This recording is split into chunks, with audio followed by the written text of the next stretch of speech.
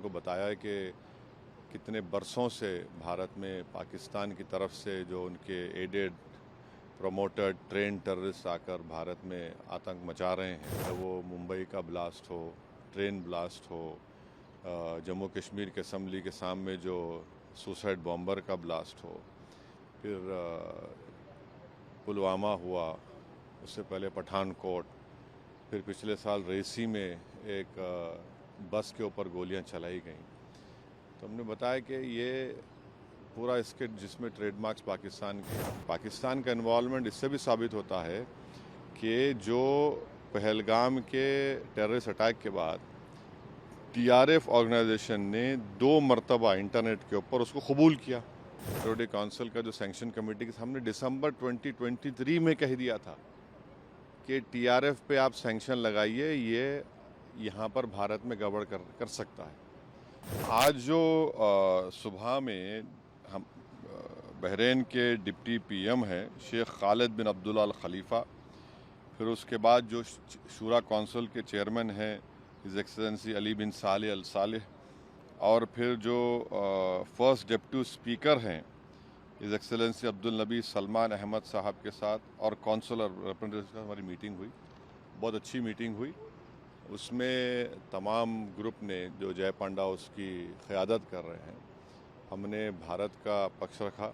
हमने उनको बताया है कि कितने बरसों से भारत में पाकिस्तान की तरफ से जो उनके एडेड प्रमोटेड ट्रेन टेररिस्ट आकर भारत में आतंक मचा रहे हैं और कितने लोगों की जानें गई। हमने पूरे डेटा उनको दिया कि चाहे वो मुंबई का ब्लास्ट हो, ट्रेन ब्लास्ट हो, जम्मू कश्मीर के असम्बली के सामने जो सुसाइड बॉम्बर का ब्लास्ट हो, फिर पुलवामा हुआ, उससे पहले पठानकोट, फिर पिछले साल रेसी में एक बस के ऊपर गोलियां चलाई गईं।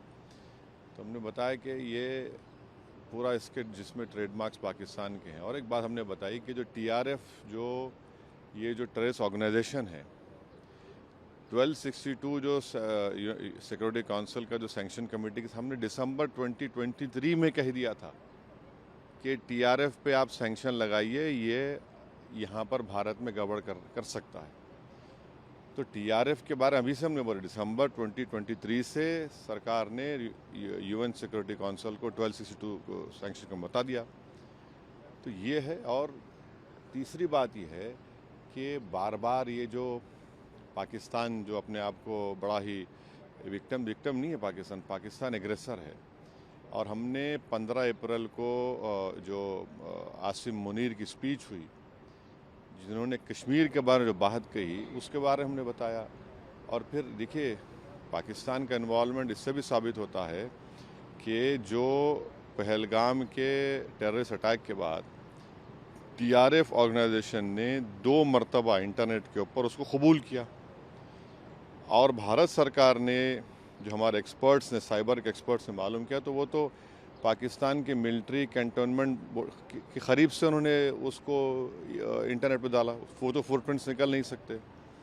और तीसरे, हमारी देश की जो प्रीमियर इन्वेस्टिगेटिव एजेंसी एनआईए ने केस रजिस्टर किया है, तो इसमें पूरा इसका इन्वॉल्वमेंट है। और फिर भारत तरफ से जो एक्शन लिया गया, तो पहले उन 9 मुकामात को हमने निशाना बनाया जो यूनाइटेड नेशन के डेजिग्नेटेड टेररिस्ट ऑर्गेनाइजेशंस का ऑफिस है, और पाकिस्तान ने बेहूदगी की।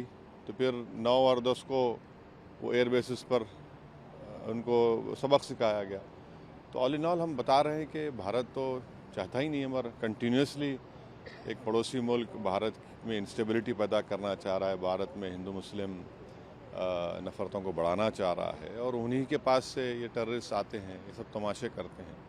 तो बहुत अच्छी मीटिंग्स हुई और सब ने इस पॉइंट को उनके सामने रखा, और उन्होंने भी सुना है। हम उनको ये कह रहे हैं कि आप भारत को आप जो देख रहे हैं, और भारत यहाँ पर बहरीन में तो 1962 तक रिज़र्व बैंक ऑफ इंडिया की तरफ से गल्फ रुपी इस्तेमाल होता था, और भारत पहला देश है जो एंटी कॉलोनियल स्टैंस लिया था यूनाइटेड नेशन में, और उसकी वजह से बहरीन को यहाँ पर अंग्रेज़ों को छोड़ के जाना पड़ा।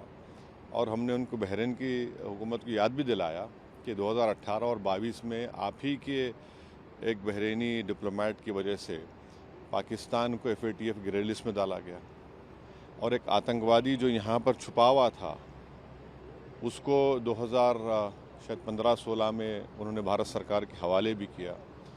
तो हम उनसे कह रहे हैं कि मिडिल ईस्ट में FATF के मेंबर हैं और वो पाकिस्तान को दोबारा ग्रे लिस्ट में लेकर आए, क्योंकि जो फंड्स आ रहे हैं उसके ऊपर कोई रोक टोक नहीं है।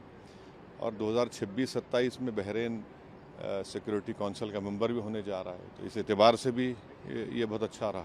जिस तरह से टॉप लीडर से मुलाकात हुई, 2 दिन की बहरीन की विजिट ख़त्म होने वाली है, गवर्नमेंट की तरफ से, बहरीन गवर्नमेंट की तरफ से किस तरह का आश्वासन मिला? देखिए, हमने जो बातचीत की उन्होंने बड़ा अच्छा सुना, उन्होंने अपनी बातें भी रखी जो उनकी सरकार का ज़ाहिर अपना पक्ष रखे, हम अपनी सरकार की बात रखे। उनको बताए कि देखिए इनस्टेबल करने की जो कोशिशें की जा रही हैं भारत को, ठीक नहीं है और ना साउथ एशिया के लिए ठीक है, ना रीजन के लिए ठीक है, ना किसी के लिए भी ठीक है।